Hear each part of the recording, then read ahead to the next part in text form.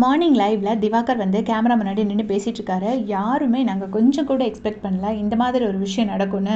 கானா வினோத் வந்து இப்படி பெட்டி எடுத்துகிட்டு போயிட்டாரு. எங்களுக்குள்ள பூர்வ ஜென்ம பந்தமா இல்லை கனெக்ஷனா லவ்வா ஹேட்டா இன்னும் கூட தெரியாது. பட் எப்போவுமே நாங்கள் அடிச்சுக்கிட்டே இருப்போம். ஆனால் அதுக்காக அவர் இப்படி எடுத்துகிட்டு போனது சத்தியமாக எனக்கு கஷ்டமாக இருக்குது. நான் எதுக்குமே கண் கலங்க மாட்டேன், எதுக்குமே லேஸில் அழமாட்டேன். ஏன் எவிக்ஷனுக்கு கூட நான் அழலை. அப்படியே நான் தைரியமாக போனேன். ஆனால் அவர் எவிக்ஷன் எனக்கு உண்மையிலே கொஞ்சம் கஷ்டமாயிடுச்சு. நான் அவர் பெட்டி பக்கத்தில் போவாருன்னு கூட நான் நினைக்கல. ஒரு 3 பேர் எடுப்பாங்கன்னு நினச்சிருந்தேன் அப்படின்னு சொல்லியிருந்தாரு. அதுக்கப்புறம் அந்த நேமே சொல்கிறாரு. சாண்ட்ரா, விக்ரம், அரோரா 3 பேர்த்தில் யாராச்சும் ஒருத்தர் எடுப்பாங்கன்னு நினச்சிருந்தோம். திவ்யா, சபரி, கானா வினோத் 3 பேர் எடுப்பாங்கன்னு நாங்கள் கொஞ்சம் கூட எக்ஸ்பெக்ட் பண்ணல.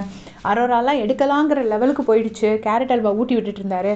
அதுக்கப்புறம் என்ன நினச்சாரோ தெரில, டப்புன்னு எடுத்துட்டாரு. கொஞ்சம் கூட நாங்கள் அதை எக்ஸ்பெக்ட் பண்ணல அப்படின்னு சொல்லிட்டு இருக்காரு.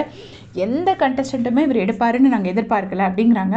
அந்த டைமில் பிரவீன்ராஜ் வராரு. பிரவீன்ராஜ் வந்தோடனே அவர் ஏதோ வந்துட்டு அப்படி சொல்லக்கூடாது இப்படி சொல்லக்கூடாதுன்னு சும்மா வம்பிழுக்கிறாரு.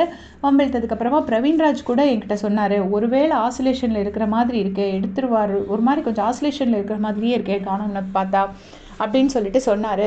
பட் வேறு யாருமே நாங்கள் கொஞ்சம் கூட யோசிக்கல இந்த மாதிரி எடுப்பாருன்னு. நிஜமாக எனக்கு கஷ்டமாக இருக்குது. வெளியில் போய் அவருக்கு எல்லாமே நல்லதாக கிடைக்கணும் அப்படின்னு சொல்லிட்டு சொல்கிறாரு. ஆனால் உண்மையிலே நேற்று திவாகர் வந்து ரொம்ப அழுத்திருப்பார். அதுக்கப்புறமா என்னென்னா ரீகன்சிடர் பண்ண சொல்லியிருப்பார். அது வேறு யாருமே சொல்லலை.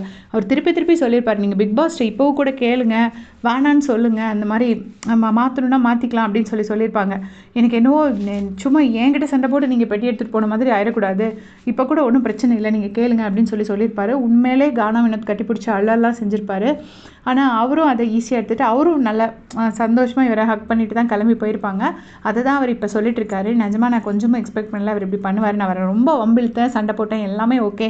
பட் அவர் இப்படி மணி பாக்ஸ் எடுத்துகிட்டு போகணும்னு நான் சத்தியமாக நினைக்கல அப்படின்னு சொல்லி கேமரா முன்னாடி பேசிட்டு இருக்காரு. அதை பற்றி உங்களுடைய கமெண்ட்ஸை சொல்லுங்கள். தேங்க்ஸ் ஃபார் வாட்சிங்.